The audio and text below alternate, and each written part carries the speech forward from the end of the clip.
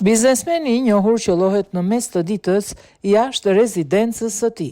Një sulm i dyshuar i synuar ndaj biznesmenit të njohur Edi Jawad ndodhi jashtë rezidencës së tij luksoze prej 1.9 milion dollarësh në Macau Township në Michigan. Jawad, 59 vjeç, i cili ishte i njohur për zotrimin e mbi 20 stacioneve të biznesit pit stop, u qellua nga një person i pa identifikuar që u shfaq nga shkuret dhe sulmoi atë jashtë shtëpisë së tij. Gruaja e tij tha për mediat se nuk bëi fjalë për një grabitje.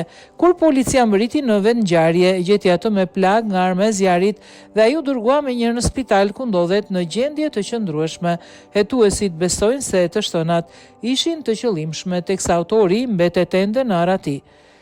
Ai është një figurë e njohur në komunitetin e biznesit arabo-amerikan të Michiganit dhe ka qenë kritik i zhvillimeve të mëdha korporative përfshirë kundërshtimin e ndërtimit të një stacioni benzine shec në afërsi të pronave të tij. Ai ka qenë një zë i fortë për mbrojtjen e interesave të bizneseve të vogla lokale, duke e akuzuar qeverinë për përparësi të zhvillimeve të mëdha.